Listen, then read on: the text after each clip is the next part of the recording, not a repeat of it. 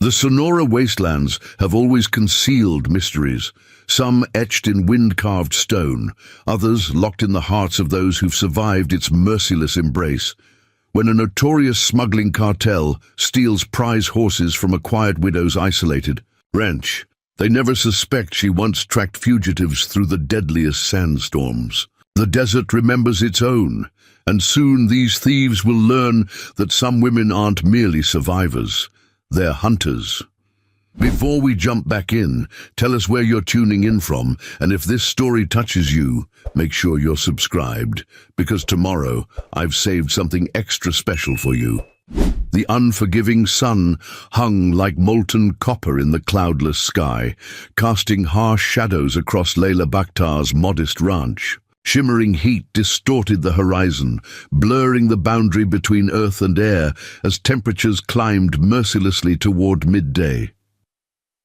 At 57, Layla had weathered enough brutal summers in the Sonora borderlands to know that serious work ended before noon or waited until evening's cooler mercy. She moved through her small adobe home with practiced efficiency, the methodical rhythm of someone who had built a life around the desert's unyielding demands. Through the weather-worn window, she watched dust devils dance across the corral where her 7 Arabian horses sought whatever meager shade the stable's overhang provided. Those horses represented everything to Layla, her livelihood, her companions, and her final connection to Omar. The regal animals were descended from the finest bloodlines of North Africa, brought to this unforgiving corner of the borderlands. Through Omar's connections and Layla's relentless determination, Layla poured strong black tea into a chipped ceramic mug, adding a single spoonful of sugar, a habit from her childhood in Morocco that even 30 years in America hadn't diminished. She breathed in the aromatic steam, allowing herself this small daily comfort as she mentally organized tasks for the evening's cooler hours. The slight tremor in her weathered hands was new, a betrayal of age she refused to acknowledge as she raised the mug to her lips. Small discomforts were irrelevant in ranch life, and Layla Bakhtar had endured far worse than aging joints during her time in the borderlands. The sound registered before she consciously identified it, vehicles approaching from the western property, line where the land fell away toward Sidewinder Canyon. Multiple engines, heavy and purposeful, navigating the rough terrain with reckless speed. Layla stiffened, setting her tea down with deliberate care. No one approached like that unless they were either running from something or harbored intentions that couldn't withstand scrutiny. Her hand moved instinctively to the lever-action Marlin rifle that hung beside the back door. Omar had insisted she learn to use it the week after they married. "The desert doesn't forgive weakness," he told her in his quiet, serious way, "and neither do the men who prey on it."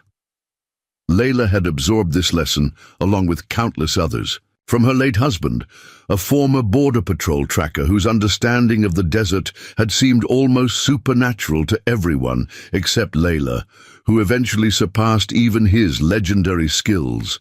She lifted the rifle from its pegs, checking the loading gate with practiced hands, fully loaded, as always. Through the window, she could now see dust plumes rising from 3 approaching vehicles, not Border Patrol's marked SUVs or the local rancher's familiar trucks, but blacked-out, modified 4-wheel drives built for off-road pursuit. Smugglers' vehicles. Layla moved to the front window, positioning herself to one side of the frame where the weathered curtain provided concealment. The lead vehicle skidded to a stop near her corral, disgorging 4 men who moved with the casual confidence of predators on familiar hunting grounds. 2 immediately approached the corral gate, while another stood lookout, an AR-15 cradled against his chest. The 4th, clearly the leader, surveyed her property with calculating precision, speaking into a handheld radio. They weren't bothering with stealth or subtlety, operating in broad daylight as if they had every right to be there. The border region had grown increasingly lawless in recent years, with cartels establishing smuggling corridors that cut through private property, with impunity. Omar had warned her of the changing dynamics before cancer claimed him 18 months. Igome, Layla had expected trouble eventually, but not this kind of brazen incursion in daylight hours. She watched as the men opened her corral gate, their movements practiced and efficient. One produced a small container and entered the enclosure, approaching her nervous horses with what looked like feed in his outstretched hand. The animals initially backed away, but hunger and curiosity eventually drew Sahar, her youngest mare, toward the offered treat. "Easy money," called the leader, a tall man with obsidian sunglasses and a desert camouflage tactical vest. "Mendoza will pay triple for bloodlines like these. We'll be across the border before sunset." Layla had seen enough. She moved to the door, rifle held low but ready, and stepped onto the front porch. The midday sun hit her squarely, momentarily blinding her after the relative dimness of the house interior. She squinted against the glare, one hand instinctively raising to shield her eyes.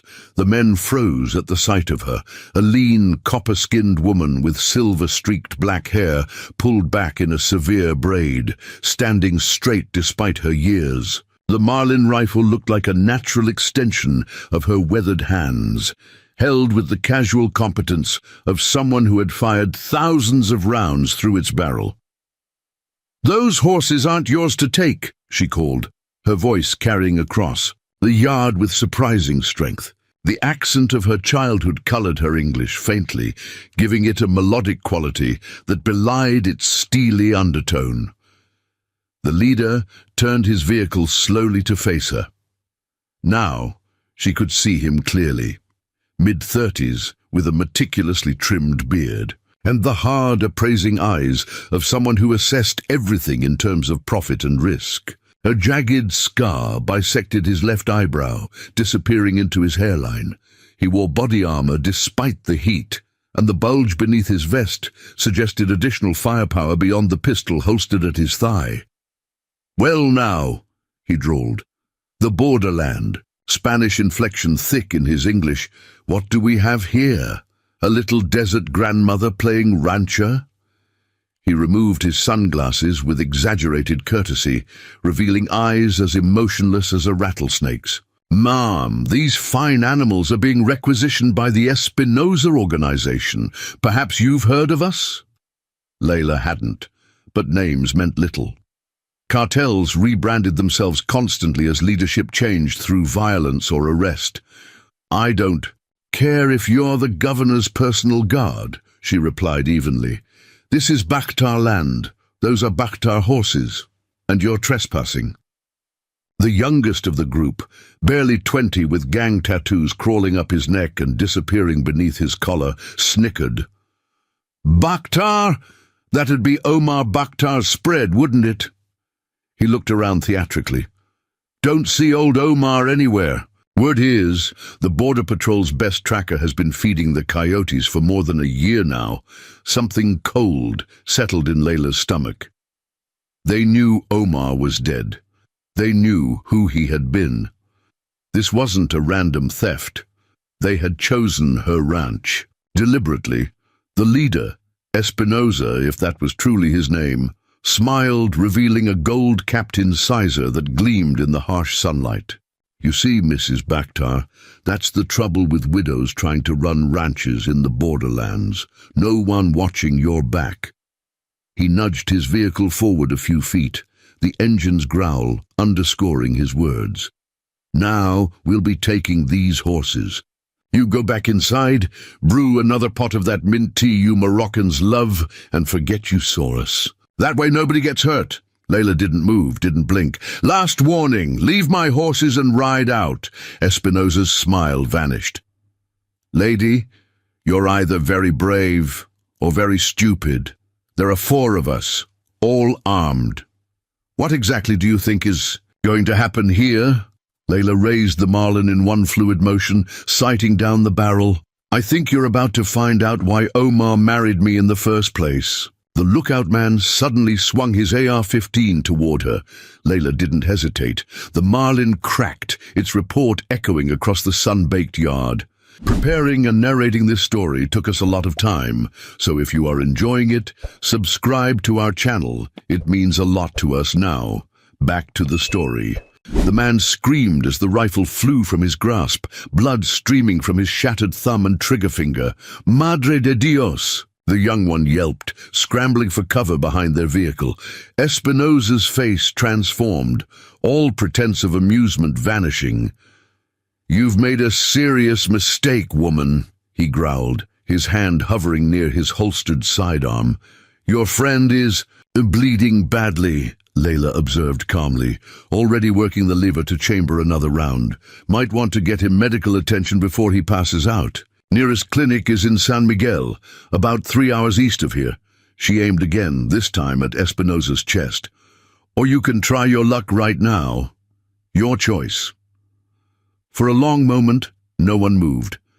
Espinosa's eyes bored into hers, searching for weakness, for fear. Layla stared back unflinching, her breathing controlled, despite the hammering of her heart. She had faced down men like this before, though never alone, always with Omar at her side. But Omar had taught her well, and the desert had hardened her beyond what these men could comprehend. Finally, Espinosa spat on the ground. "Diego, get Rafa into the truck before he bleeds out," he ordered the wounded man's companion. To the youngest he barked, "Vamos, Tuco, leave the gate open." Then to Layla, "This isn't over, Mrs. Bakhtar, not by a long shot." "It is for today," she answered, the Marlin unwavering. "I'll remember your face, woman," Espinosa said, backing toward his vehicle. "You'll be seeing it again soon." "I'll remember yours," she promised. "So will the Border Patrol." Espinosa laughed, a harsh sound that seemed to crack the very air. "Border Patrol. Agent Vasquez has a daughter in college and 2 sons in high school. Amazing how expensive American education is these days." He shook his head in mock sympathy. "Man accepts our monthly contributions with gratitude, but go ahead, make your call." The 3 men retreated to their vehicles, the wounded one, Rafa, moaning as Diego helped him into the back seat. Layla kept the rifle trained on them as they turned around in a swirl of dust and desert gravel. Only when they disappeared beyond the ridgeline did she lower the weapon, her hands suddenly trembling with the aftermath of adrenaline. She crossed the yard to the corral, where her horses were still agitated, moving in tight, nervous circles. She secured the gate properly, then approached Sahar, running a soothing hand along the Arabian's elegant neck. "They won't take you," she promised, her voice shifting briefly to the Arabic of her childhood. "Not while I still draw breath." Back. Inside, Layla placed the Marlin on the kitchen table, rather than returning it to its pegs. She had preparations to make. The Espinosa gang, if that's truly who they were, wouldn't wait long before trying again, and next time they'd come prepared for resistance. She moved with renewed purpose through the small house, her mind already calculating what she would need. From beneath the loose floorboard in her bedroom, she retrieved a metal lockbox that contained Omar's personal journal, his old satellite phone, and a leather folder of contacts from his Border Patrol days. From the closet, she pulled a battered backpack that contained emergency supplies, water purification tablets, high-calorie ration bars, a compact medical kit, and ammunition for both the Marlin and the .45 pistol she kept in her nightstand. The Espinosa gang had made a critical mistake, one that gave her a narrow window of opportunity. She had recognized their vehicles, not from personal experience, but from Omar's detailed descriptions in his journal. They were running logistics for a larger operation, specially modified for desert terrain, with hidden compartments for smuggling contraband or people.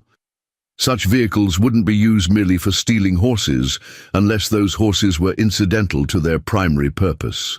That meant they would return to their main operating base before attempting to transport her Arabians across the border. And if Layla knew anything about the borderlands, she knew that every criminal operation left tracks, actual physical traces, that most eyes couldn't read, but that she could follow as clearly as highway markers.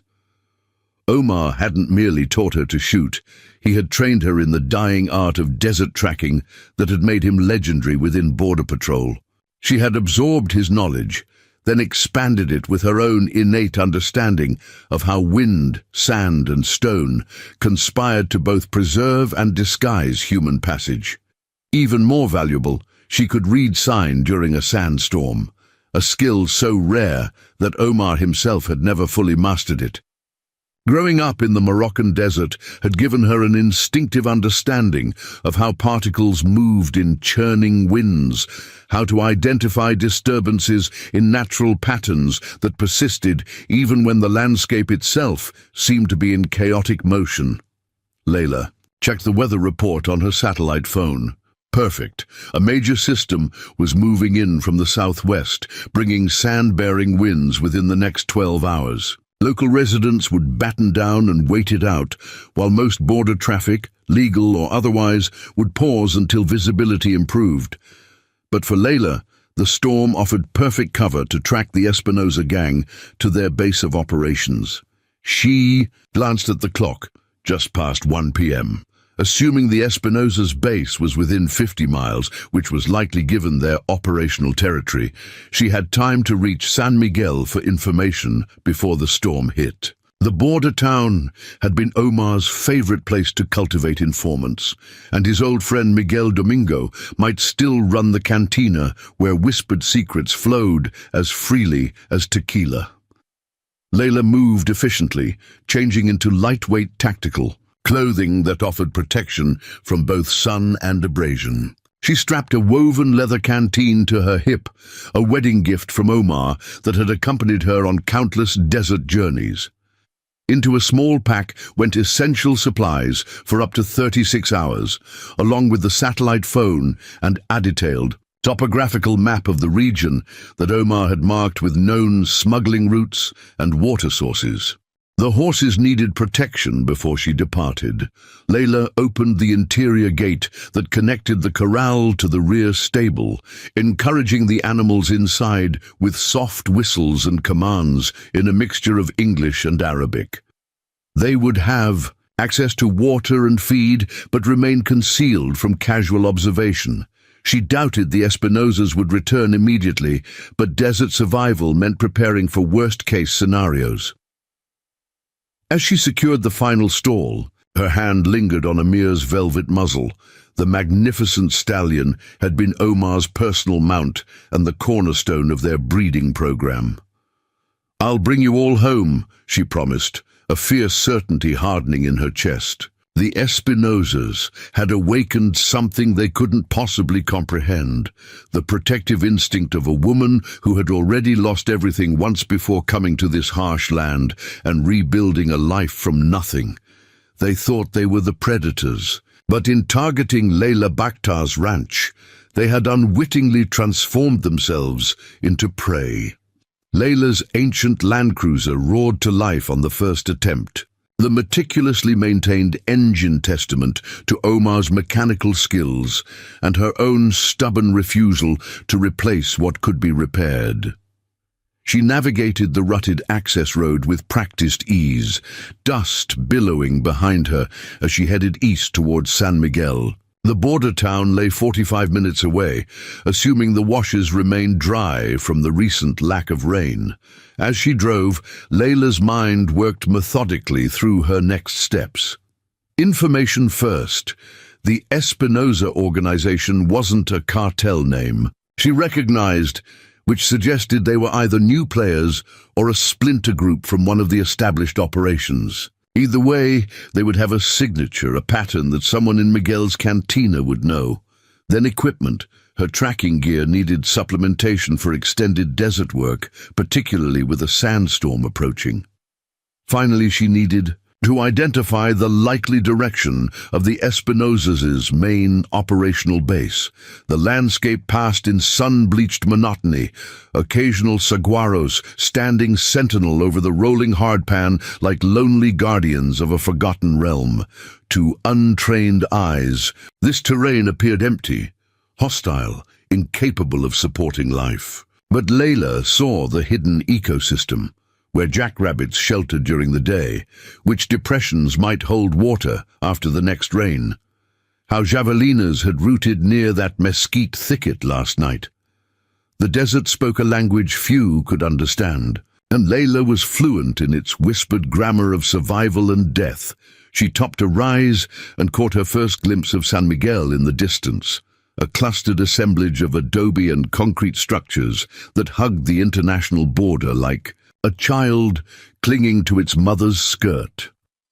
The town existed in the strange liminal space between two nations, officially part of the United States, but culturally and economically tied to Mexico. It was a place of transient populations, where border crossers, seasonal workers and smugglers moved through an ecosystem of mutual necessity and suspicion. As Layla approached the outskirts, she noted increased border patrol presence. 3 vehicles parked near the official crossing, agents visible in body armor despite the crushing heat. Something had heightened security, which could work either for or against her purposes. Increased scrutiny might disrupt the Espinosa's operations, potentially delaying whatever they had planned for her horses. But it also meant more eyes watching. Movement in and out of town. She parked the Land Cruiser in the dusty lot behind Miguel's cantina, positioned so she could depart quickly if necessary. The establishment hadn't changed in the 18 months since she had last visited with Omar. The same faded mural of a desert sunset adorned the exterior wall. The same beaded curtain hung in the doorway to deter flies without impeding the precious breeze. Layla paused before entering, checking her reflection in the side mirror of her vehicle. She removed her sun hat and loosened her hair slightly from its tight braid, allowing a few strategic strands to frame her face. In the borderlands, a widow approaching 60 would be deemed harmless by most, a crucial misconception she had learned to cultivate. She transferred the .45 from her bag to the concealed holster at the small of her back, hidden beneath her loose linen shirt, then covered her tactical pants with a colorful skirt from her pack. The transformation from tracker to village widow took less than 30 seconds. Inside, the cantina was cooler than expected, ceiling fans circulating air that smelled of chilies, lime, and the distinctive yeasty aroma of beer. 4 patrons occupied a corner table, their hushed conversation pausing briefly as she entered. Near the bar, 2 Border Patrol agents nursed beers, their radios occasionally crackling with dispatcher updates. The rest of the establishment sat empty, unusual for early afternoon, when workers typically sought refuge from the midday heat. Behind the bar, a heavy-set man with salt and pepper hair looked up from the glass he was polishing. Recognition dawned immediately in his dark eyes. "Layla Bakhtar," Miguel Domingo exclaimed, setting down the glass and wiping his hands on a towel. "2 visits in 1 lifetime. To what do I owe this miracle?" Layla approached the bar, aware of the Border Patrol agent's casual assessment before they returned to their conversation. "Information, old friend," she replied quietly, "and perhaps a meal if Rosa is still creating magic in that kitchen." Miguel studied her face, the initial joviality fading as he recognized her expression. It was the same look Omar had worn countless times when he came seeking intel, rather than companionship. "Trouble?" he asked softly, already reaching for a glass and a bottle of the mint tea he kept specifically for her rare visits. "The Espinosa organization," Layla replied, accepting the tea with a nod of thanks. "They paid me a visit this morning, tried to take my horses." Miguel's face darkened, his hand unconsciously moving to the scar that ran from his collarbone to his ear, a souvenir from his own encounter with cartel violence decades earlier. "Dios mío," he muttered. "You weren't hurt?" "One of them was," Layla answered simply. A ghost of a smile touched Miguel's lips. "Omar taught you well. I need to know who they are, Miguel, where they operate from." Miguel glanced toward the border. "Patrol agents," then lowered his voice further. "Not here. Eat something first. Rosa will be insulted if you don't try her chile rellenos. Then we'll talk in the back." Layla nodded, understanding the subtext. Miguel's cantina survived by maintaining a careful neutrality in the border's complex power dynamics. Public conversations about cartel activities would disrupt that balance and potentially endanger them both. She settled at a small table near the kitchen, positioned so she could observe the entire room while presenting her back to the wall. Rosa emerged briefly to embrace her with genuine warmth, disappearing again after promising a meal that would put meat back on those desert-dried bones. The Border Patrol agents departed shortly thereafter, leaving only the four men in the corner whose furtive glances marked them as either low-level smugglers or informants, people who existed in the grey shadows of border economics. The food, when it arrived, exceeded even Layla's memories. Poblano peppers stuffed with perfectly seasoned beef and cheese, swimming in a complex sauce that balanced heat and flavor with masterful precision. She ate methodically, knowing her body would need the energy for what lay ahead. Through the cantina's windows, she noted the sky beginning to take on the peculiar brassy hue that preceded a major dust event. The storm was approaching faster than predicted. As she finished her meal, Miguel approached with a carafe of fresh tea and a subtle nod toward the kitchen. Layla followed him through the swinging doors and down a narrow hallway to a small office cluttered with invoices, schedules, and the administrative detritus of a business that operated largely on handshakes and cash. Miguel closed the door and gestured to a chair before settling his substantial frame behind the desk. "Now," he said without preamble, "the Espinosa organization is bad business, Layla. Very bad." "Tell me," she said simply. Miguel sighed heavily, pouring them both tea before continuing. 6 months ago, the Lobo cartel had a leadership problem. Internal power struggle after their top lieutenant was arrested.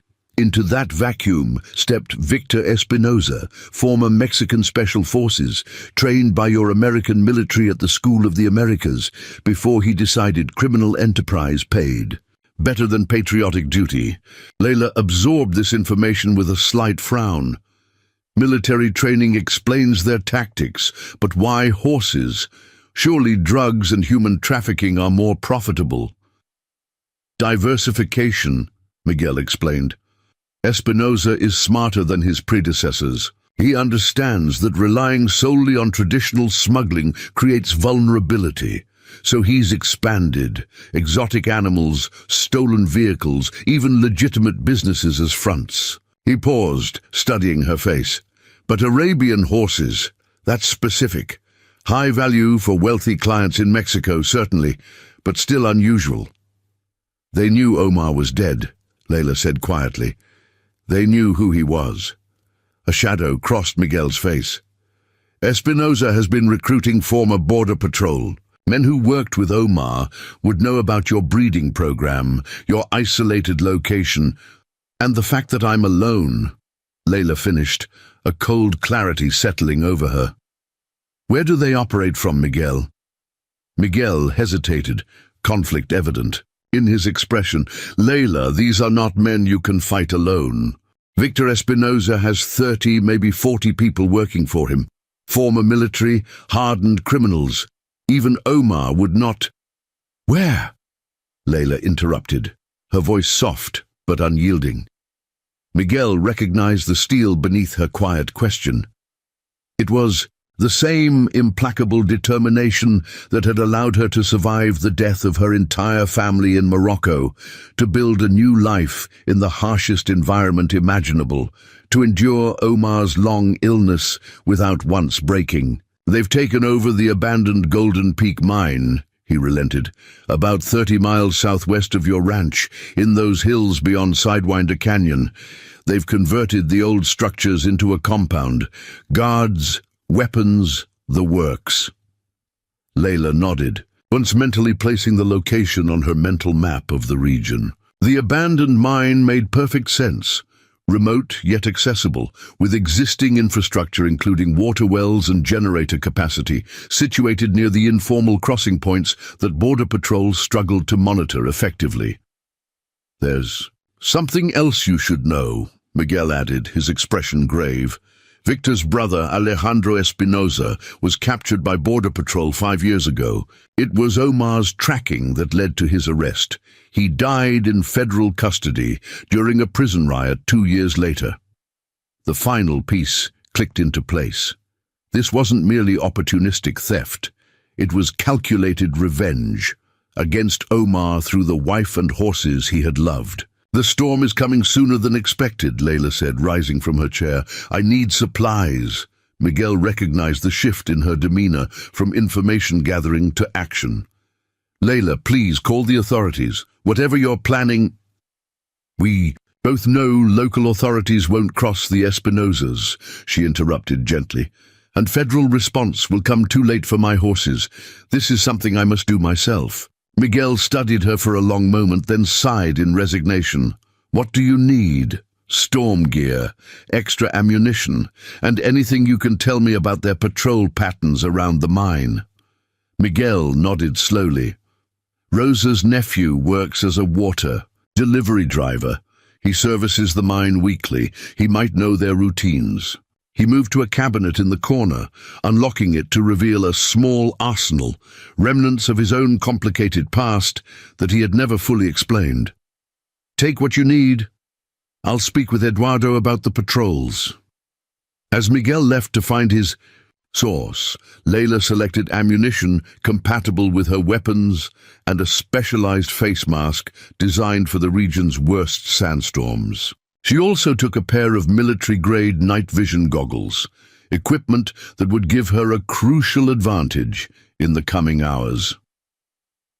By the time Miguel returned with information about the Espinosa compound security protocols, the sky outside had transformed to an ominous yellow-brown.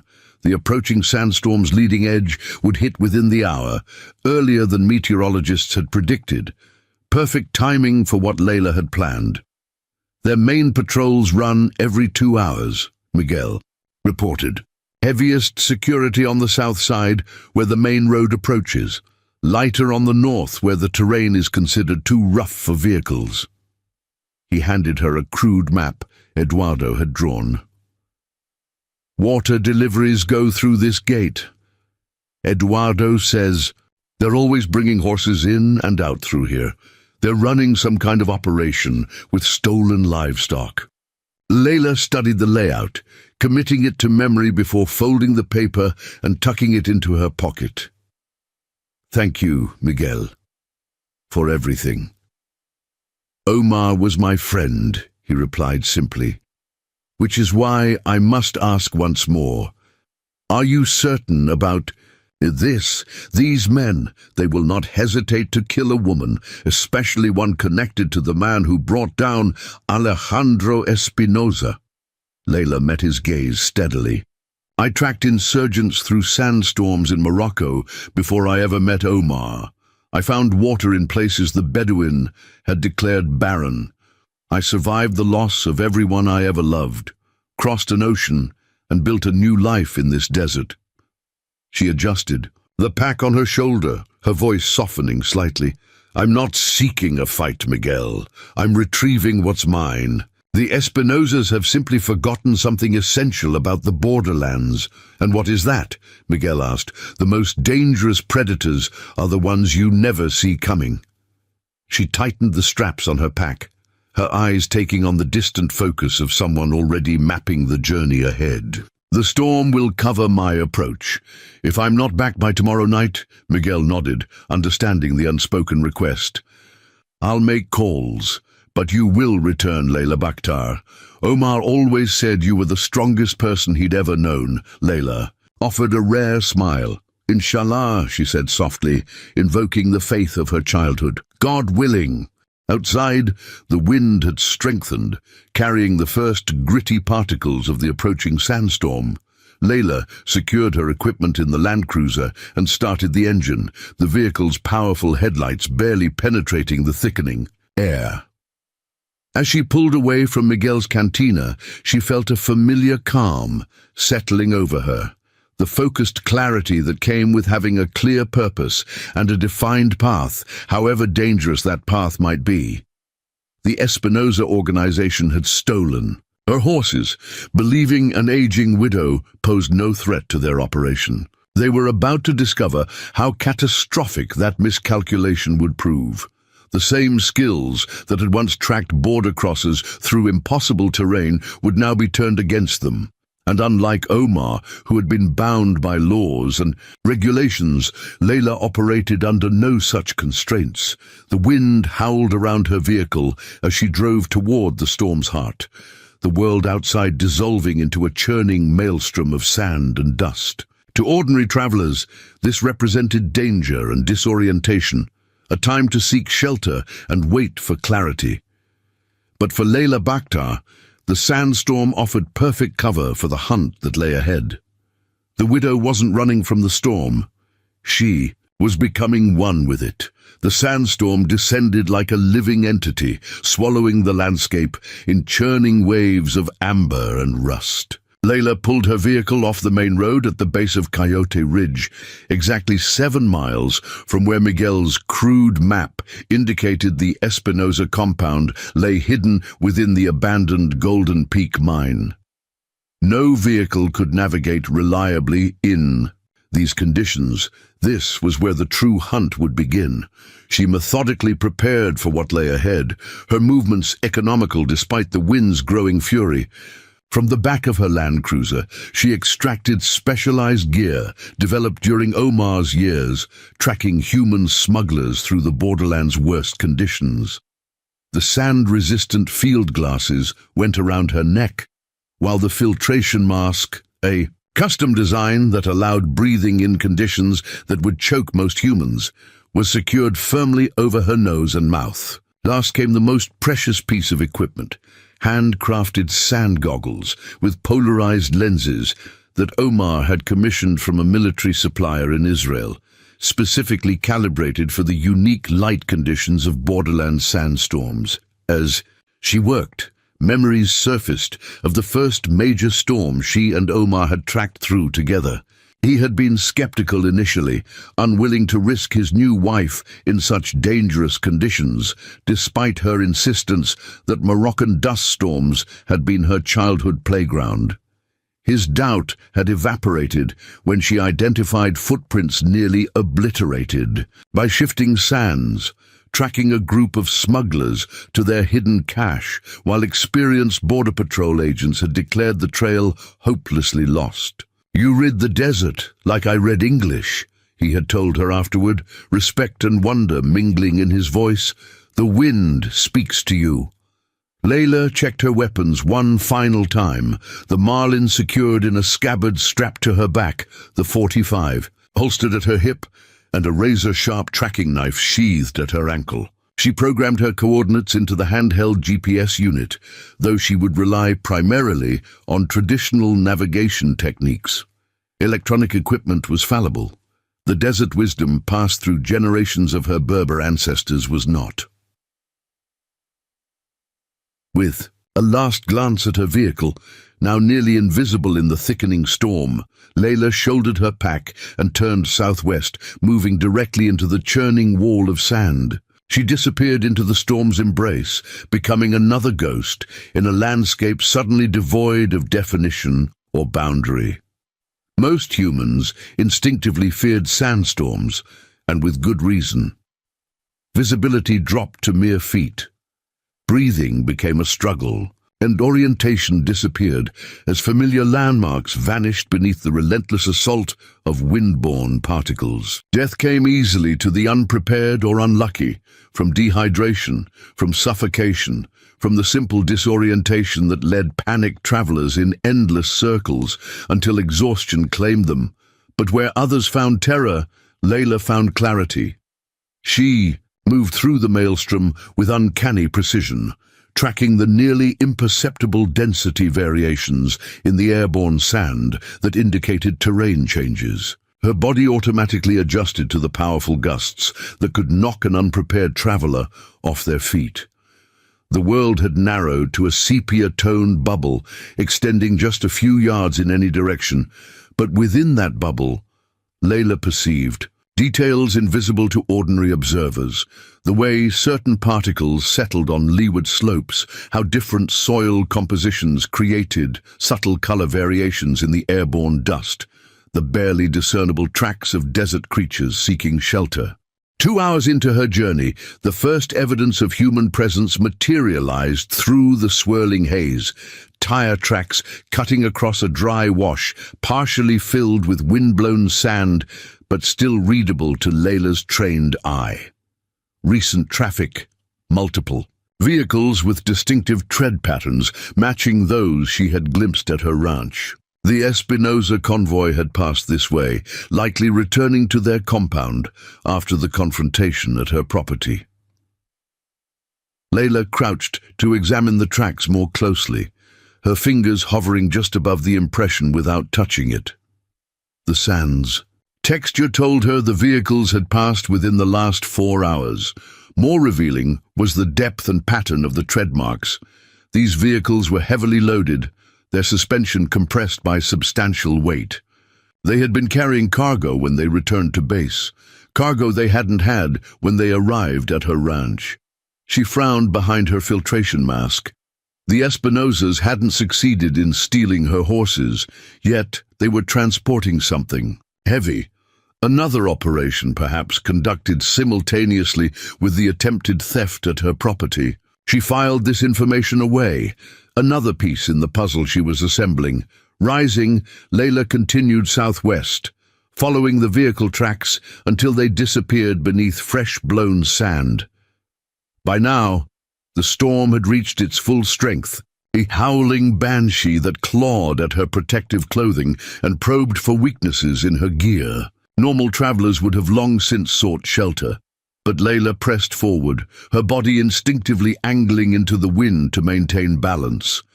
Her eyes narrowed behind the specialized goggles as she read the storm's chaotic patterns. After another mile, the terrain began to change subtly, the relatively flat desert giving way to increasingly rocky ground as she approached the foothills surrounding the abandoned mine. Here, the tracking became more challenging, but also more revealing. The Espinosa. Vehicles had been forced to slow on this terrain, their passage leaving distinctive scrape marks where undercarriages occasionally contacted protruding rocks. Layla noted the precise points where drivers had chosen specific routes, information that would prove valuable when she eventually needed to make her escape.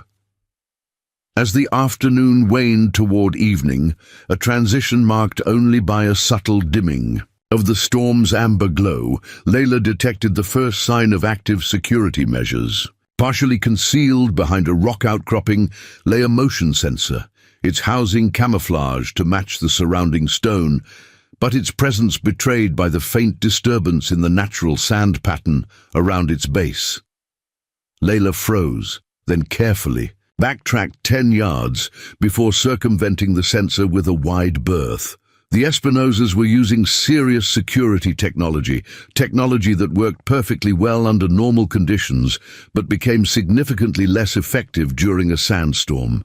The constantly moving particles would trigger false positives in motion detection systems, eventually forcing security personnel to either raise detection thresholds or temporarily disable perimeter alarms. Either option worked in her favor.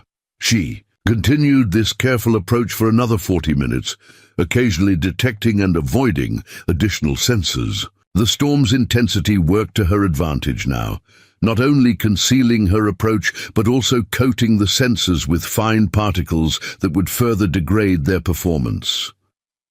Finally, as the light faded toward dusk, she caught her first glimpse of the Espinosa compound. Through gaps in the swirling sand, structure outlines emerged, the weathered headframe of the abandoned mine rising like a metal skeleton against the storm, surrounded by a collection of buildings that ranged from original mining infrastructure to newer prefabricated structures.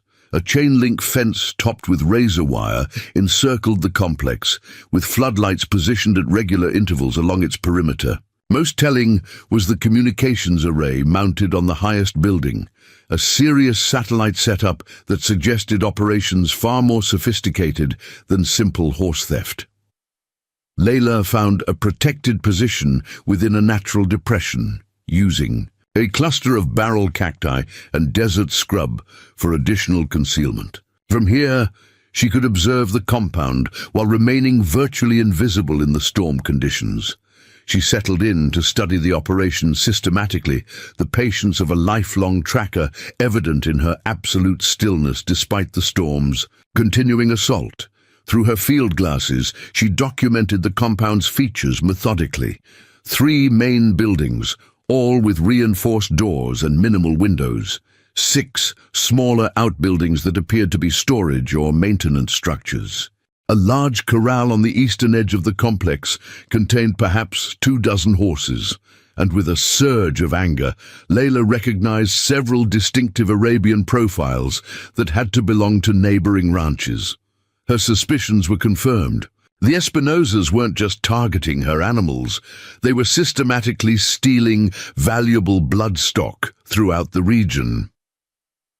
Security patrols moved with military precision despite the storm, 2-person teams making regular circuits of the perimeter at 15-minute intervals. Layla counted 12 armed personnel visible during her first hour of observation, suggesting a total force of at least 20 if they maintained standard rotation schedules. Most carried tactical rifles, with sidearms as backup. Their movements revealed professional training, not the haphazard vigilance of typical border criminals. As night fully descended, Layla switched to the night vision goggles. The storm's intensity had begun to diminish slightly, still dangerous for travel, but no longer at its cyclonic peak. New details emerged in the ghostly green glow of the enhanced optics. A diesel generator providing power to the complex. Water tanks positioned near what must be the mess facility, and most significantly, a separate building with reinforced doors, where 2 armed guards maintained constant position despite the punishing conditions. That level of security suggested something far more valuable than horses. Weapons, perhaps, or drugs awaiting transport across the border. Possibly even human trafficking victims. Whatever it contained, that building represented the operation's center of gravity, the element that would cause maximum disruption if compromised. Layla continued her surveillance as the night deepened, cataloging patrol patterns, identifying blind spots in the security setup, and locating potential entry points. The northern approach, as Miguel's source had indicated, received less attention, the terrain's difficulty presumably considered sufficient deterrent to intruders. A drainage culvert on the northwestern corner appeared particularly promising, its entrance partially obscured by accumulated debris, but likely offering access beneath the fence line. Around midnight, activity within the compound suddenly increased. Vehicle engines roared to life as 3 trucks pulled up to the heavily guarded building. Layla focused her night vision on the scene, watching as the guards unlocked the reinforced doors. What emerged sent a chill through her despite her years of experience with borderland crime. 8 people, women based on their silhouettes, were escorted at gunpoint from the building to the waiting vehicles. Their movements suggested restraints, though from this distance Layla couldn't confirm whether they were bound or merely compliant through fear. They were loaded into the trucks with mechanical efficiency, the entire operation completed in under 5 minutes. Human trafficking. The realization settled like ice in Layla's stomach. The Espinosa organization wasn't just stealing horses. They were trafficking women, likely promising them passage to American jobs before selling them into exploitation. The simultaneous operations suddenly made strategic sense. The horses provided legitimate-appearing cover for their transportation infrastructure while generating additional profit. Few would suspect that vehicles ostensibly moving valuable livestock across the region were also moving human cargo. Layla's mission had just become more complex. Her priority remained recovering her horses, but she couldn't ignore what she had witnessed. Those women represented 8 lives that would be destroyed if she didn't act. Yet direct intervention against an armed convoy would be suicide, the equivalent of attacking a hornet nest with a stick. She needed to think like Omar. Her late husband had faced similar dilemmas countless times during his border patrol career, situations where immediate intervention was impossible, but doing nothing was unconscionable. He had developed a methodology for such scenarios. Document everything, identify the key weakness in the operation, then strike at that weakness, while simultaneously ensuring the evidence reached authorities who couldn't ignore it. Layla extracted the satellite phone from her pack, powering it on briefly to capture images of the compound and the vehicles now departing with their human cargo. She documented license plates, guard positions, and the facility layout. Next, she sent a brief encrypted message to Miguel with coordinates and a simple instruction: women being trafficked. Alert Thomas Sullivan at Border Patrol, not Vasquez. Thomas Sullivan had been Omar's closest colleague before retirement, a man whose integrity remained unquestioned even in the corruption-prone borderlands. Unlike Agent Vasquez, whom the Espinosas had compromised, Sullivan would act on credible evidence regardless of personal risk. With that immediate ethical obligation addressed, Layla returned to planning her primary mission. The convoy's departure had altered the compound's defensive posture, with at least 6 security personnel departing with the vehicles. This reduction in force presented an opportunity, but one that required precise timing. Her gaze returned to the corral, where the stolen horses were held.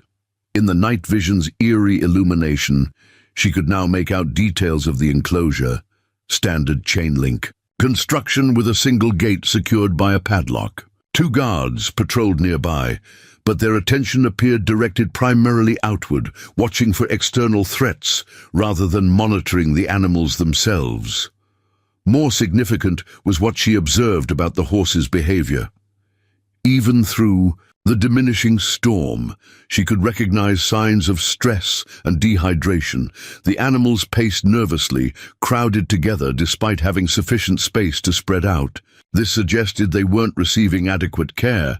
Unsurprising, given that the Espinosas viewed them merely as commodities rather than living creatures requiring specific maintenance. That negligence created another opportunity. Stressed horses were unpredictable, especially high-strung Arabians bred for speed and sensitivity. A sudden disruption, loud noises, unexpected movement, unfamiliar scents could trigger their flight instinct, potentially creating chaos that would divide. The guard's attention, Layla began formulating her approach. The storm would diminish further by dawn, reducing her natural concealment but also allowing the guards to relax their vigilance as visibility improved. Their assumption would be that no one could have approached during the night's harsh conditions. That complacency, combined with fatigue from maintaining security through a sandstorm, would create a window of vulnerability during the shift change that typically occurred near dawn. She would need diversions at multiple points, something to draw attention away from both the corral and her planned extraction route. The compound's generator represented one potential target. Disrupting power would affect security systems and create immediate confusion. The water supply offered another possibility, though less immediate in its impact. As Layla weighed these options, movement near the main building caught her attention. A figure emerged, taller than the others, with the distinctive bearing of someone accustomed to authority. Even through the night vision's limited resolution, she recognized Victor Espinosa from Miguel's description. He stood surveying his domain, despite the lingering sand in the air, apparently unconcerned with physical discomfort. After a moment, he gestured to a subordinate who produced a satellite phone similar to Layla's own. Espinosa spoke briefly. before returning the device to his companion and re-entering the building. This glimpse of the operations leader added another dimension to Layla's planning. Espinosa clearly maintained personal oversight of his criminal enterprise, suggesting a centralized command structure that could be vulnerable to decapitation. If she could identify his quarters or office within the compound, targeting that location might create disproportionate disruption. Layla settled deeper into her observation position, drawing her specialized blanket around her shoulders as the desert night's chill penetrated even through the lingering storm. She would continue monitoring until dawn, documenting patrol rotations and guard changes while refining her approach strategy. The compound had revealed many of its secrets, but others remained to be discovered during the quieter pre-dawn hours when human alertness naturally waned. Her thoughts briefly returned to her ranch, now seemingly distant, though less than 40 miles away. The empty corral, the abandoned stable, physical spaces that had represented her last connection to Omar and the life they had built together. The Espinosas had violated that sanctuary, not comprehending that in doing so, they had awakened something far more dangerous than a mere widow protecting property. They had awakened a hunter with nothing left to lose. As the storm's roar gradually subsided to a persistent moan, Layla allowed herself a small, grim smile behind her protective mask. By tomorrow night, the Espinosa organization would understand exactly how catastrophic their miscalculation had been. They would learn, as others had before them, that the desert's most lethal predator was the one you never saw coming until it was too late. They would learn that Layla Bakhtar didn't just survive the wasteland, she embodied its merciless justice. False dawn painted the eastern horizon with deceptive promise. The faintest lightening of the sky visible through the lingering haze of suspended sand. The storm had diminished to occasional gusts that swirled dust devils across the compounds. Perimeter, nature's last resistance before surrendering to daybreak. Layla had remained motionless for nearly 6 hours, her body accustomed to the patient stillness that distinguished elite trackers from mere hunters. Her vigilance had yielded critical intelligence. Every 20 minutes, the security patrol passed. Her position, their pattern so precisely timed that Layla could anticipate their movements to the second. The generator rumbled with mechanical irregularity, a maintenance issue that caused periodic power fluctuations lasting approximately 8 seconds. Most importantly, she had identified the exact moment when shift changes occurred, 5:30 a.m., when night guards were relieved by their daytime counterparts. That transition would provide her window. Layla eased backward from her observation point, moving with glacial deliberation to avoid disturbing even a single grain of sand unnecessarily. Once clear of direct sightlines to the compound, she moved more swiftly around the perimeter, circling toward the northwestern approach where the drainage culvert offered potential access. The concrete tunnel was exactly as she had hoped, 30 inches in diameter, partially obscured by tumbleweeds and debris, but passable for someone of her lean build. More crucially, it appeared to have escaped the Espinosa's security upgrades, likely deemed too small for human passage by men who lacked her understanding of how determined infiltrators could compress themselves into seemingly impossible spaces. Layla checked her watch, 4:47 a.m. 43 minutes until the shift change, sufficient time to prepare but requiring absolute precision in execution. She assembled the components of her plan with methodical efficiency, drawing from her pack the items she had selected at Miguel's cantina. 2 small devices, each no larger than a deck of cards, came first. Military-grade flashbangs, left over from Omar's days, running joint operations with tactical units. Powerful enough to create disorientation without causing permanent injury, they would serve as her primary diversion. Next came a canister of concentrated capsaicin spray, brutal but non-lethal, capable of incapacitating even the most determined adversary. A coil of high-tension wire strong enough to temporarily secure barriers or individuals. Wire cutters for the fence. And finally, a small medical kit including epinephrine auto-injectors. Not for herself, but for the horses if sedation had been used to control them. At 5:15, Layla began her approach, using the drainage culvert just as she had anticipated. The tight space would have induced claustrophobia in most adults, but Layla moved through it with serpentine fluidity, propelling herself forward with elbows and knees while keeping her weapons and equipment secure against her body. The culvert's exit lay between two equipment sheds, partially screened from casual observation by stacked crates and abandoned machinery. Layla emerged silently, immediately pressing herself into the shadow cast by a rusted ore cart. From this position, she could observe the main compound area, including the approaching relief shift, now gathering outside what appeared to be barracks. The night guards looked exactly as she had anticipated, fatigued after hours, maintaining vigilance through harsh conditions, eager for rest, their attention compromised by the comfort of familiar routine. They converged toward the central building where the day shift waited, creating the crucial 5-minute window when coverage would be thinnest as responsibilities transferred. Layla moved like a ghost across the intervening space, using the lingering dust haze and deep shadows as concealment. Her first target was the generator, not to disable it completely, which would trigger immediate alarm, but to modify its existing maintenance issue into a more significant problem. She reached the diesel unit unseen, quickly locating the fuel line and loosening a connection just enough to create a slow leak that would eventually starve the engine.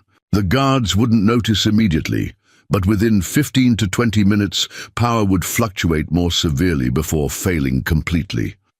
Timing was critical. She needed the generator to fail after she reached the horses, but before she attempted extraction.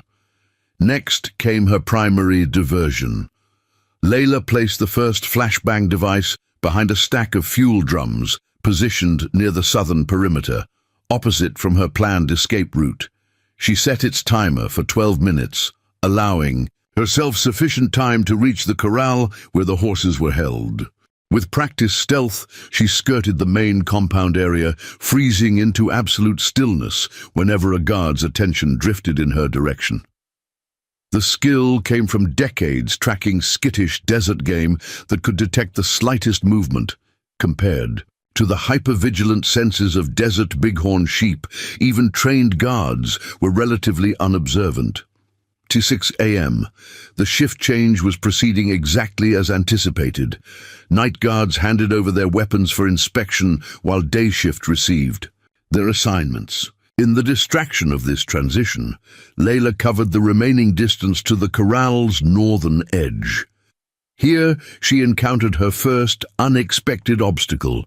The corral's security exceeded what she had observed from a distance, not just a simple padlocked gate, but an electronic keypad that controlled an electromagnetic lock. Technology that would become useless when the generator failed, but represented an immediate complication. Layla studied the setup, noting the wiring configuration. Like most remote installations, the system prioritized functionality over tamper. Resistance. The control box was weather-sealed, but otherwise standard. She located 4 screws securing its housing to the fence post. Extracting a multi-tool from her belt, she deftly removed these fasteners and lifted the cover to expose the wiring beneath. Inside, she found exactly what experience had taught her to expect, a simplified circuit that completed when the correct code was entered. Rather than attempt to guess the combination, she identified the output wires leading to the electromagnetic lock and created a direct bridge, effectively bypassing the keypad entirely. The lock disengaged with an audible click. "Shift change completed," The night guards were filing toward the barracks, while day security assumed their positions with the false confidence of those who believed no threat could have approached during the storm. 7 minutes until her diversion activated, Layla slipped inside the corral, immediately assessing the horses. 23 animals in total, including all 7 of her Arabians, clustered together near the water trough. The others bore various brands indicating at least 4 different owners. Ranchers who likely believed their prized animals had simply wandered off or fallen prey to mountain lions. She approached her horses first, moving slowly, with hand extended, whispering soft Arabic phrases that they recognized from countless training sessions. Sahar, her youngest mare, raised her head in immediate recognition, nickering softly. The other Arabians shifted nervously, but did not panic. They knew her scent, her voice, even in this strange environment. A quick examination confirmed what she had feared. The horses showed signs of dehydration and stress, though thankfully no serious injuries. More concerning was the empty syringe cartridges she spotted near the gate, evidence that the animals had been sedated during transport. Residual effects might complicate her extraction plan. Layla removed a small vial from her medical kit and quickly administered a mild stimulant to each of her horses, not enough to cause agitation, but sufficient to counteract any lingering sedative effects. The animals would need their full faculties for what came next. 41 M. 1 minute until the first diversion. She positioned herself near the corral gate, 7 lead ropes ready in her hand. Beyond the fence, the compound remained in the controlled routine of early morning operations, guards patrolling with weapons held casually rather than at ready positions. Perfect. The flashbang detonated with a thunderous concussion that echoed off the surrounding hills, instantly followed by blinding light that illuminated the entire southern perimeter. Shouts of alarm erupted as guards instinctively pivoted toward the explosion, weapons raised. Exactly as planned, their attention focused away from the corral. Simultaneously, the generator began to falter more noticeably, lights flickering throughout the compound. The fuel leak had accelerated the existing mechanical issue, creating cascading power fluctuations that would soon trigger a complete shutdown. Layla moved with swift precision, slipping halters onto her Arabians with practiced efficiency. The horses sensed her urgency, but responded to her touch with the trust built through years of handling. Leading all 7 simultaneously would be impossible, but Arabians were herd animals. If she controlled Amir, the dominant stallion, the others would follow. As chaos spread through the compound, Layla triggered her second flashbang, this one positioned near the main building. The resulting explosion sent guards scrambling in multiple directions. Commands shouted in Spanish, overriding each other in growing confusion. No one was looking toward the northern perimeter. All attention focused on the perceived attack to the south and east. 5:46 a.m. The generator coughed, sputtered, and died completely. Emergency lights activated, but the electromagnetic lock on the corral gate, temporarily bypassed by her wiring trick, now remained permanently disengaged. Security cameras throughout. The compound went dark as backup power systems prioritized communications equipment over surveillance. Layla led Amir through the gate, the other Arabians following in tight formation. With the lead rope secured around the stallion's neck, she guided the group toward her pre-identified escape route, a maintenance path that skirted the northwestern perimeter before connecting to a dry streambed leading away from the compound. Deck had covered half the distance when a shout went up behind them. A guard had finally noticed the escaping horses. Layla didn't hesitate. She extracted the capsaicin spray from her pocket, turned and discharged it in a wide arc toward the approaching figure. The man crashed to his knees, howling in agony as the chemical compound seared his eyes and respiratory tract. The commotion drew additional attention. Two more guards appeared, weapons raised, shouting commands in Spanish for her to freeze. Layla ignored them, urging Amir into a trot, the other horses accelerating with him. Gunfire erupted, but the shots went high. Warning fire rather than aim to kill, their concern for the valuable horses creating crucial hesitation. That hesitation vanished when Victor Espinosa himself emerged from the main building immediately, grasping the situation with the tactical clarity that had made him so dangerous. "Martin, he roared. "Kill her," the command, cutting through the chaos with chilling authority. Layla had anticipated this moment. As the guards raised their weapons with deadly intent, she triggered her final contingency. A third explosive device placed hours earlier near the compound's ammunition storage. The resulting detonation wasn't large enough to trigger the ammunition itself, but created sufficient alarm that the guards instinctively ducked for cover, uncertain whether a larger secondary explosion would follow. That momentary distraction allowed Layla to clear the perimeter with her horses, guiding them into the dry stream bed where the sandy terrain muffled their hoofbeats. Behind them, the compound erupted into frantic activity, vehicle engines roaring to life, shouts echoing across the desert as Espinosa marshaled his forces for pursuit. Layla had anticipated this as well. From her pack, she extracted a final device, a small electronic transmitter pre-programmed with coordinates. She activated it with a single button press, then secured it beneath a rock where it would continue broadcasting for at least 12 hours. The signal would lead any pursuers along a false trail heading southwest toward the border, while she took her horses northeast, back toward her ranch. The sky had lightened to pale blue, the storm's residual dust turning the sunrise into a spectacular panorama of orange and crimson. Under different circumstances, Layla might have appreciated the beauty, but her focus remained absolute. 5 miles of open terrain lay between her current position and the sheltering canyons where pursuit would become nearly impossible. She moved the horses at a sustainable trot, balancing the need for speed against their compromised condition. Arabians were desert-bred, evolved for precisely this environment, but days of inadequate care had weakened them. Layla monitored each animal with expert eyes, watching for signs of dangerous fatigue. After 20 minutes without signs of immediate pursuit, she allowed herself the first moment of cautious optimism. The false transmitter appeared to be working, diverting Espinosa's forces away from her actual route. The timing had been perfect.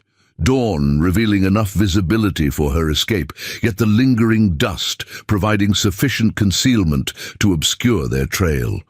As they reached the first narrow canyon that would shield them from aerial observation, Layla heard the distant thrum of helicopter rotors.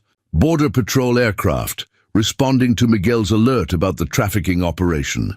The sound originated from the direction of the Espinosa compound, perfect timing that would further complicate any potential pursuit. Within the canyon's shadows, Layla allowed the horses a brief rest, checking each animal for injuries while providing small amounts of water from her canteen. They had covered almost 4 miles already, their innate endurance compensating for their weakened state. Another 6 hours of travel would bring them to a hidden spring that Omar had documented in his journals.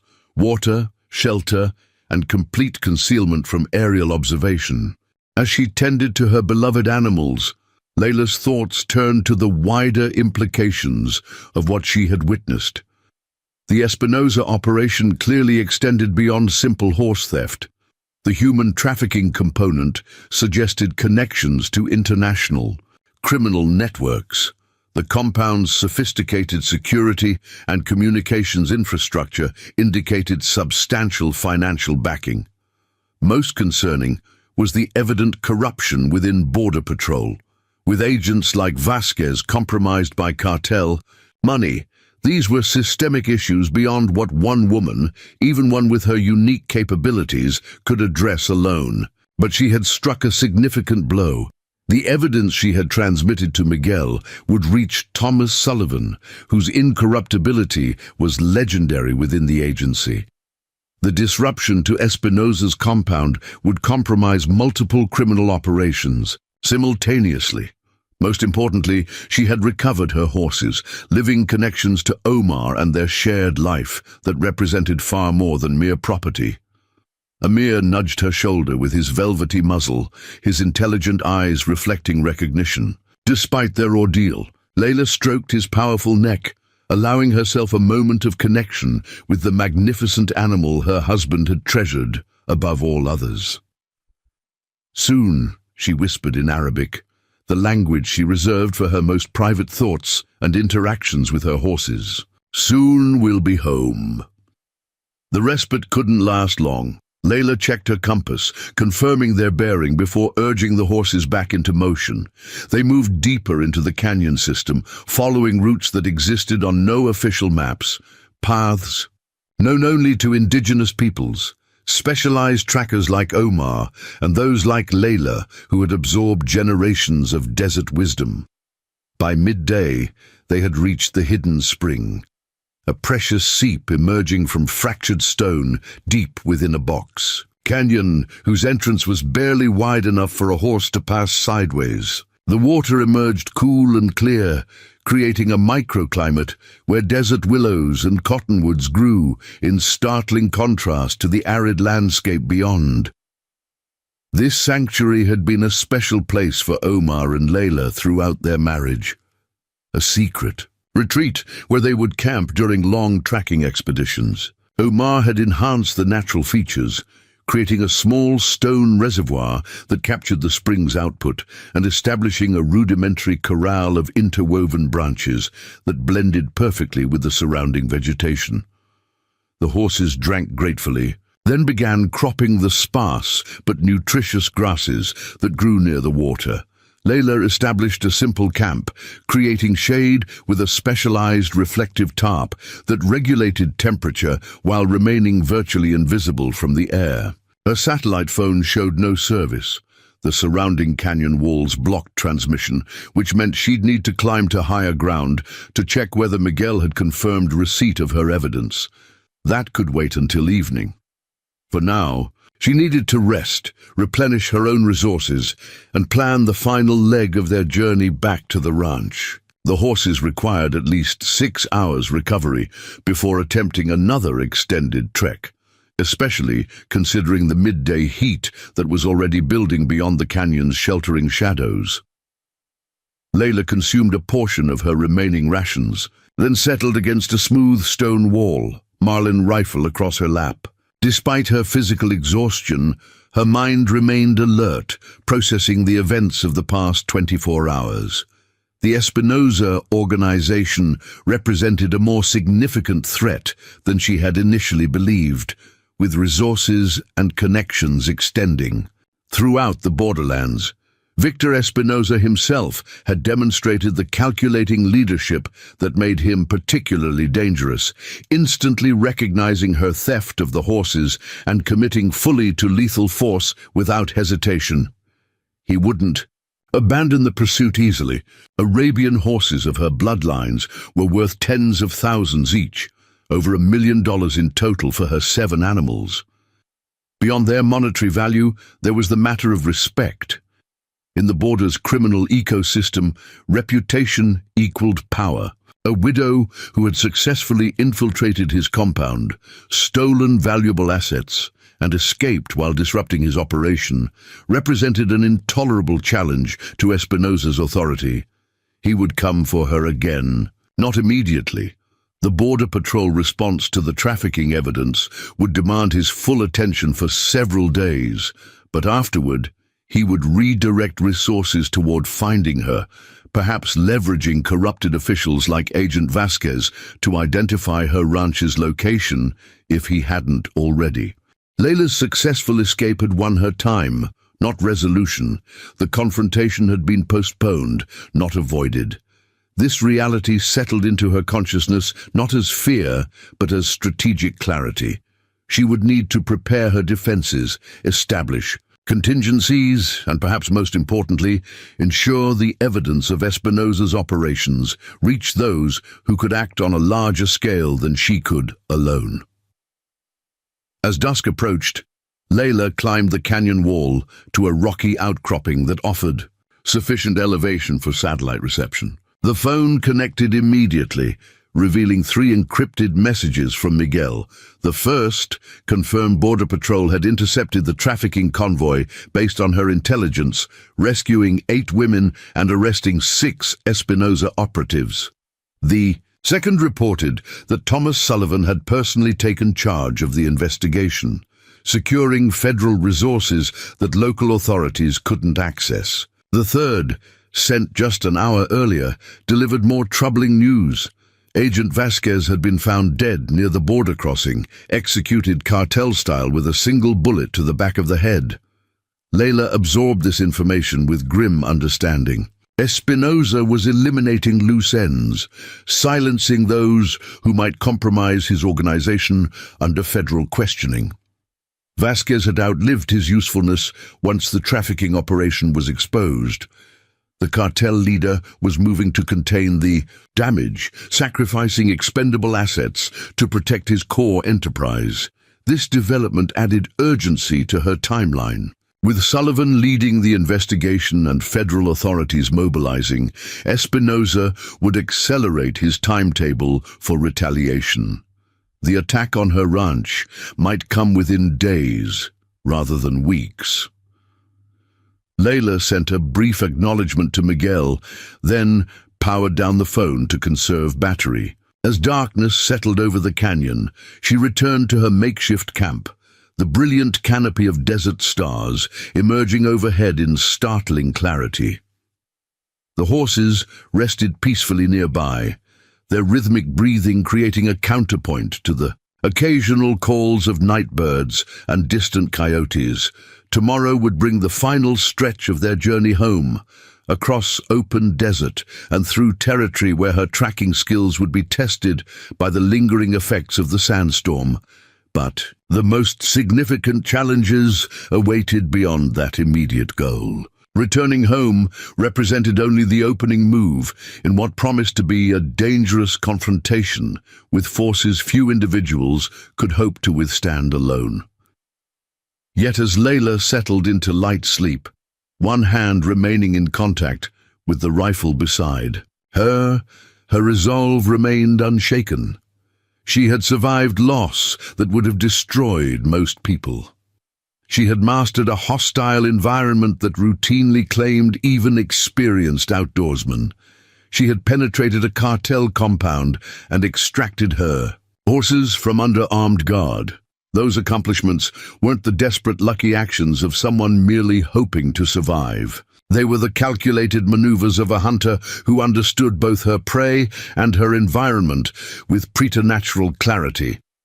Victor Espinosa believed himself to be the predator in this unfolding drama. He remained unaware that in targeting Layla, Bacta's horses, he had inadvertently reversed those roles. He had awakened something ancient and implacable, a desert hunter whose patience and skill transcended modern concepts of conflict. The stars wheeled overhead, marking the passage of hours as Layla and her horses rested within their hidden sanctuary.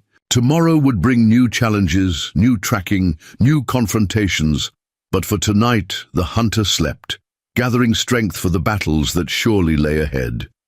3 days after her daring rescue, Layla stood atop the mesa overlooking her ranch, field glasses scanning the horizon with methodical precision. The Arabians had recovered remarkably well, their desert-bred resilience evident in how quickly they'd regained strength once properly fed and watered. Now they grazed contentedly in the corral below, unaware of the gathering storm their retrieval had set in motion. The satellite phone chimed softly from her pocket, the 4th call from Miguel since her return. His message remained consistent.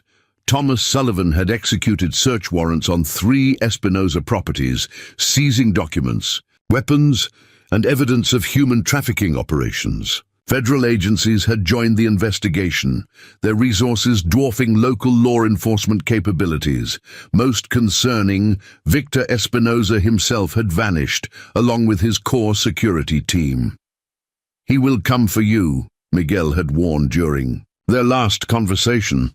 A man like Espinosa cannot allow such humiliation to stand, not if he wishes to maintain authority over his organization. Layla knew this reality better than most. In the borderlands, reputation equaled power. Her infiltration of the compound, theft of valuable assets, and the subsequent federal raid represented catastrophic losses of face. Espinosa would retaliate, not merely to recover property, but to restore his compromised standing among cartel hierarchy. The question wasn't whether he would come, but when and how. She lowered the binoculars, her weathered face etched with lines of concentration rather than worry. The ranch house below, modest adobe walls and weathered wooden beams, had never been designed for defense. Omar had constructed it for comfort and functionality, not as a fortress. Its vulnerabilities were numerous. Large windows offering desert views but minimal protection, standard doors with basic locks, a perimeter impossible to secure completely. Yet these apparent weaknesses presented opportunities for someone who understood asymmetric conflict. The predictable response to threat was fortification, barricaded windows, reinforced doors, defensive positions. Espinosa's military background would prepare him for such measures. He would expect her to hunker down, to create a static defense that his superior numbers could systematically overwhelm. She would do nothing of the sort. Layla descended from her observation point, moving with the silent efficiency that had allowed her to track human smugglers through impossible terrain for decades. The plan forming in her mind drew not from Western military doctrine, but from the ancient desert wisdom of her Berber ancestors, nomadic warriors who had survived millennia by refusing to meet stronger opponents on predictable terms. Inside the ranch house, she gathered specific items with deliberate purpose. From a locked cabinet came Omar's tactical vest, lightweight but capable of holding essential equipment. From his old Border Patrol footlocker emerged specialized night vision equipment, more advanced than what she had carried to the Espinosa compound. Most precious was the satellite imaging printout Thomas Sullivan had provided through Miguel, recent terrain mapping of the surrounding 5 miles, including elevation data accurate to within inches. Layla spread these materials across the kitchen table, mentally constructing a battlefield that extended far beyond her physical property. The ranch house itself would serve not as fortress but as bait, a focal point to draw Espinosa's attention while she operated in the terrain he would consider secondary. A sudden sound from the corral interrupted her planning, Amir's distinctive alarm whinny, a vocal signal the stallion used only when detecting unfamiliar human presence. Layla moved instantly to the window, her body positioned to minimize exposure as she scanned the property. Nothing immediately visible, yet Amir remained. Alert, his ears pricked forward toward the eastern approach, where the access road connected to the county highway. The stallion's senses far exceeded human capabilities. He had detected something beyond her visual range. Surveillance. The realization crystallized with cold clarity. Espinosa would not attack blindly. He would send scouts to assess her defenses, identify routines, and plan optimal approaches. Professional methodology demanded reconnaissance before action. Layla made a deliberate decision. Rather than conceal her awareness, she stepped onto the front porch, rifle visibly but casually held across her body. Let them see her. Note her apparent solitude and minimal defensive posture. Let them report that the widow appeared vulnerable, protected only by her personal weapons and whatever skills she possessed. Let them underestimate her. Again, she remained visible for precisely 3 minutes, sufficient time for any observer to document her presence without becoming suspicious. of her behavior. Then she returned inside, resuming preparations that would remain invisible to distant observation. By nightfall, she had completed the core elements of her strategy. Critical supplies were cached at 5 locations within a 3-mile radius, each offering concealment, observation advantages, and multiple escape routes. The ranch house had been subtly modified, furniture rearranged to create deceptive shadows visible through windows, timers attached to lights, and a small radio to suggest continued occupancy even when vacant. Most importantly, she had established her early warning system, a network of nearly invisible tripwires connected to silent alarms that would alert her watch position to approaching vehicles or personnel. Unlike electronic surveillance that could be detected and disabled, these mechanical triggers remained effective regardless of technological countermeasures. As darkness settled over the desert, Layla performed her final visible routine. Checking the horses, turning on appropriate lights, moving naturally between buildings as if preparing for a normal evening. Anyone watching would observe standard behavior consistent with a woman living alone. Then, under full darkness, she executed the transition that would form the cornerstone of her strategy. Moving with practiced silence, she exited through the rear of the barn, following a route screened from observation by existing structures. She carried minimal equipment: the tactical vest containing essential supplies, the Marlin rifle, her sidearm, and communications equipment specifically selected for this confrontation. Her destination lay 3/4 of a mile northwest, a natural depression between 2 rock formations that offered commanding views of all approach routes to the ranch, while remaining virtually invisible to ground observation. Omar had used this position during his border patrol days when tracking smugglers who used nearby routes. They had named it the Eagle's Nest for its strategic advantages. Layla settled into position, arranging equipment with the methodical efficiency of someone accustomed to extended surveillance operations. The night vision goggles transformed the seemingly pitch-black landscape into a ghostly green panorama, where movement registered instantly against static background elements. The specialized directional microphone could detect vehicle engines at distances exceeding 2 miles under optimal conditions. Then she waited with the absolute patience that desert survival had instilled through decades of harsh lessons. The attack came at 2:17 a.m., exactly as she had anticipated. Professional operators preferred the hour when human alertness reached its natural minimum, when even dedicated sentries battled biological imperatives to maintain vigilance. 3 vehicles approached simultaneously from different directions. Their headlights extinguished, engines throttled to reduce noise, tires specifically selected for desert terrain. The coordination suggested military precision, exactly what she would expect from Espinosa's background.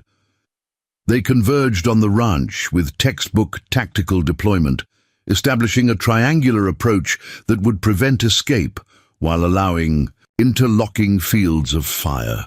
Layla observed with clinical detachment as 14 armed men deployed from the vehicles, establishing a perimeter before the main assault team approached the ranch house. Their weapons and equipment confirmed her intelligence, former military or specialized law enforcement, not ordinary cartel soldiers. Body armor, tactical communications, thermal imaging equipment. Espinosa had committed significant resources to this operation. Through her directional microphone, she could detect fragments of their communications. Spanish primarily, but with the distinctive terminology of professional security operations rather than street vernacular. The leader, not Espinosa himself, but clearly his direct subordinate, directed the methodical isolation of the property, with hand signals supplemented by brief radio transmissions. The assault team positioned shape charges at the front and rear entrances, specialized breaching explosives that would obliterate locks and hinges simultaneously. others established coverage positions with clear sightlines to all potential escape routes. The operation reflected hundreds of hours of similar training and execution, a choreographed application of overwhelming force against a supposedly unaware opponent. Layla allowed herself a moment of cold satisfaction. Every aspect of their approach validated her strategy. They had focused exclusively on the ranch house, committing their entire force to a single objective. Not one team member had been assigned to secure the perimeter beyond immediate property boundaries. They had prepared for a static target, not a mobile counterattack. Most critically, their thermal imaging equipment, visible through her enhanced optics as they scanned the structures, was revealing exactly what she had arranged for them to see. Heat signatures from carefully positioned propane heaters created the impression of human presence within the house, while her actual position remained outside their search parameters. At precisely 2:24 a.m., the synchronized breach occurred. Shape charges detonated with distinctive dual cracks, instantly followed by tactical entry through both doorways. Blinding light erupted from tactical flashlights as operators flooded into the structure, their movements reflecting extensive close-quarters battle training. The confusion that followed proved even more satisfying than Layla had anticipated. Radio chatter escalated as teams reported empty rooms, checked closets, verified the absence of the expected occupant. The carefully arranged furniture and timed devices had created perfect deception, convincing heat signatures from locations that contained no actual targets. "No está aquí." The transmission came clear through her directional microphone. "She's not here." The operational commander immediately ordered perimeter teams to expand their search, recognizing the tactical blunder too late. Resources committed to interior clearing were temporarily neutralized, creating precisely the vulnerability Layla had designed her strategy to exploit. She activated the satellite phone, sending a single pre-programmed text message to the number Thomas Sullivan had provided through Miguel. The message contained just 3 words and GPS coordinates: Espinosa, now, 34.128, 112, 347. The response would not be immediate. Federal tactical teams required deployment time even when pre-positioned.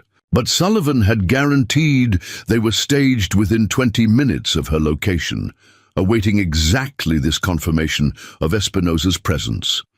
Below, the operation deteriorated further as teams hastily redeployed from the house to establish an expanded search perimeter. Their disciplined formation fractured into smaller, less coordinated groups, exactly the vulnerability she had anticipated. Thermal imaging equipment swept surrounding terrain in increasingly desperate arcs, searching for the heat signature that should have been contained within the structure. The moment had arrived for Phase 2. Layla extracted a specialized flare from her tactical vest, not the brilliant emergency signal variety, but a military-grade illumination round that would transform night into artificial daylight for approximately 60 seconds. She loaded it into the specialized launcher attached beneath her rifle barrel, aimed at a precise point above the central vehicle, and fired. The projectile arced silently through the darkness before erupting into blinding white brilliance 150 feet above the target area. The chemical illumination instantly rendered night vision equipment worse than useless, transforming enhanced optics into blinding liability as operators ripped goggles from their faces, temporarily blinded and disoriented. In that crucial moment of confusion, Layla activated her final contingency. The remote detonators, placed during her preparations beneath the fuel tanks of all 3 vehicles, triggered simultaneously. The resulting explosions weren't designed for maximum casualties, but for maximum psychological impact and operational disruption. Vehicles that had represented escape options transformed instantly into pillars of flame, eliminating both transportation and cover in a single coordinated strike. Through her field glasses, she observed the chaos with professional detachment. The assault team's discipline crumbled as their tactical advantages evaporated simultaneously. Superior numbers rendered irrelevant by the loss of coordination, night vision capability neutralized, escape routes eliminated. Most importantly, their psychological advantage had been reversed, transformed from hunters to hunted in a terrain suddenly controlled by an unseen adversary. In the distance, the distinctive thrum of helicopter rotors grew steadily louder. Federal tactical teams responding to her signal with air support that would definitively trap Espinosa's forces between her position and overwhelming governmental resources.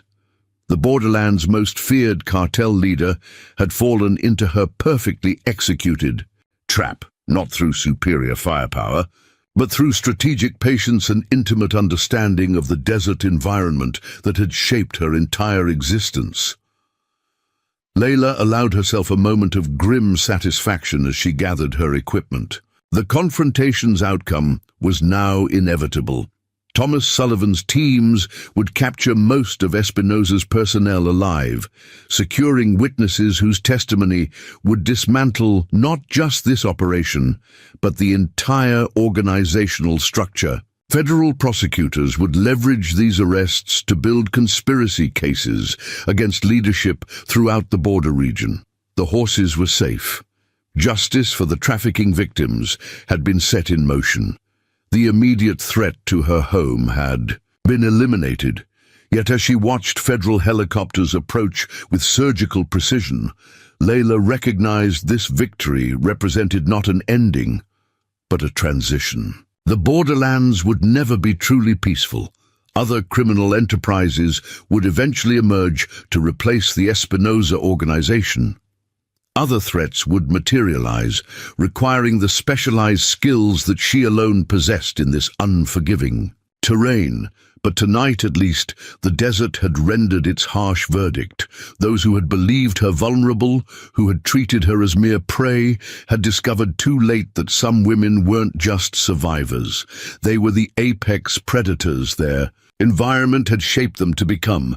Sunrise painted the eastern sky in violent crimson, nature's fitting backdrop to the controlled chaos unfolding on Layla's property. Federal tactical teams had secured the perimeter with ruthless efficiency, their black uniforms and specialized vehicles transforming her isolated ranch into something resembling a military-forward operating base. 11 of Espinosa's men sat zip-tied in neat rows, attended by armed agents who processed them for transport to federal holding facilities. Victor Espinosa himself knelt separately, his immaculate tactical gear now disheveled, the arrogance that had defined his cartel leadership replaced by cold fury. Blood trickled from a scalp wound where he'd been subdued while attempting to reach the sole remaining operational vehicle. His eyes tracked Layla with predatory focus as she spoke with Thomas Sullivan near the command helicopter.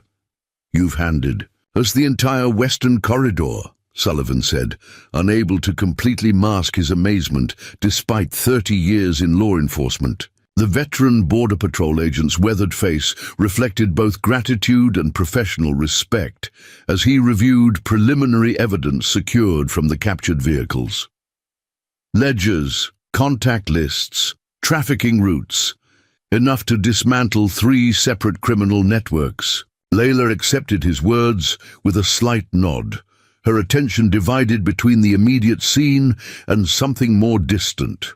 The operation's success provided necessary justice, but tactical victories didn't erase deeper questions that now emerged in the aftermath of violence. "What happens to the women?" she asked, referring to the trafficking victims whose documentation she had discovered at the compound. "The ones already transported across the border?" Sullivan's expression sobered. "Mexican authorities have the information. Whether they act on it." He left the sentence unfinished, both understanding the limitations of international cooperation against entrenched criminal enterprises. "But the 8 we intercepted based on your intelligence, they'll receive protective status, support services, real chances at legitimate lives." A different kind of victory, Layla acknowledged silently. 8 lives redirected from exploitation toward possibility. A ripple effect extending beyond the immediate tactical success. The horses she'd rescued represented personal justice, but those women represented something more profound. And Espinosa? She asked, glancing toward the kneeling figure whose glare remained undiminished despite his circumstances. Federal Supermax, Sullivan replied with absolute certainty. His organization smuggled weapons, people, and narcotics across federal boundaries. Multiple homicides, corruption of government officials. The prosecutors will bury him so deep he'll need specialized equipment to see daylight. Sullivan hesitated before adding, "But there's something you should know about him. Something that wasn't in the intelligence briefings." Layla waited, reading the agent's discomfort. His brother was Alejandro Espinosa. The name registered immediately. 3 years before Omar's cancer diagnosis, he had tracked a particularly brutal trafficking network operating near Nogales. The intelligence he gathered had led to a multi-agency raid resulting in numerous arrests, including the organization's second-in-command. Alejandro died in federal custody, Sullivan continued, confirming what Miguel had already told her. But what didn't make the official reports was that Omar's tracking expertise was what placed him there. Victor apparently learned this detail recently from a corrupted Border Patrol agent. The final piece clicked into place with crystalline clarity. The attack on her ranch hadn't been merely opportunistic theft or routine cartel expansion. It had been calculated vengeance against Omar through the wife and horses he had loved. Victor had targeted her specifically because of her husband's role in his brother's downfall.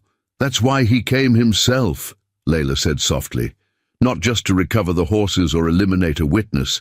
This was personal." Sullivan nodded grimly. Cartels operate on family loyalty as much as profit. In Victor's mind, this was blood debt. The irony wasn't lost on Layla. Both she and Espinosa had acted from similar motivations, protecting what belonged to them, avenging losses that cut deeper than mere property. The difference lay not in their determination, but in what they valued, what they considered worth preserving or destroying. Their conversation was interrupted by commotion near the transport vehicles. Victor had somehow managed to stand despite his restraints, his voice carrying across the compound with commanding authority even in defeat. "This isn't finished, widow," he called in accented English, federal agents moving quickly to secure him. "You think this ends with me? The organization continues. Someone will replace me, someone who knows what you've done." Sullivan signaled his team to accelerate Espinosa's removal, but not before the cartel leader delivered his final threat. "You'll never be safe. Not in this life." Layla watched impassively as they forced him into the transport vehicle, his threats diminishing as the door slammed shut. Sullivan turned to her, concern evident in his expression. "He's not entirely wrong," the veteran agent acknowledged reluctantly. "Cartel leadership will change, but operations rarely cease completely. And they have long memories." "So do I," Layla replied, her voice carrying the quiet certainty of someone shaped by harsher forces than human threats. As federal teams completed their evidence collection and prepared to depart, Layla walked toward her corral, where the 7 Arabians watched the proceedings with nervous attention. Amir approached the fence as she drew near, his intelligent eyes seemingly comprehending the significance of what had transpired. Sullivan joined her, watching as she stroked the stallion's sleek neck. "We'll increase patrols in this sector," he offered. "Establish regular check-ins. It won't be round-the-clock protection, but it's something." Layla appreciated the gesture while recognizing its limitations. The borderlands operated by different rules than metropolitan areas, with concentrated law enforcement resources. Safety here had always been self-created rather than institutionally provided. "I've survived worse," she said simply. Sullivan studied her face, recognizing the truth in her statement. Omar always said you were the strongest person he'd ever known. Now I understand what he meant. As the federal teams completed their withdrawal, the ranch gradually returned to its previous solitude. By mid-morning, only dust clouds on the horizon indicated the momentous events that had transformed her property into a battleground hours earlier. The horses had settled back into normal routines, grazing contentedly in the corral, as if their harrowing ordeal had never occurred. Layla sat on her porch, watching as normalcy reasserted itself across the landscape. Yet beneath this apparent return to routine, she recognized fundamental changes that couldn't be reversed. Her relationship with the borderlands had evolved, her presence now known to federal agencies, criminal networks, and everyone between. The isolation that had defined her existence since Omar's death had been irrevocably altered. She had emerged victorious against immediate threats, but Espinosa's final warning contained undeniable truth. The borderlands operated in cycles of power and control, territories changing hands as organizations rose and fell. Today's victory guaranteed nothing about tomorrow's safety. Yet as she sipped her morning tea, Layla found herself strangely at peace with this uncertainty. The desert had always harbored both beauty and danger in equal measure, its harsh realities demanding constant vigilance from those who chose to make it home. That fundamental truth remained unchanged despite the extraordinary events of recent days. The Espinosa organization had mistaken her solitude for vulnerability, her quietude for weakness. They had failed to recognize that some women weren't merely surviving the wilderness. They had been forged by it into something far more dangerous than the predators who sought to hunt them. Whatever came next, whatever new threats emerged from the borderlands' shifting power dynamics, Layla Bakhtar would face them with the same relentless determination that had defined her existence since childhood. After all, she wasn't just a widow with prized horses. She was the desert's daughter, and the wasteland protected its own. Up next, you've got two more standout stories right on your screen. If this one hit the mark, you won't want to pass these up. Just click and check them out, and don't forget to subscribe and turn on the notification bell so you don't miss any upload from us.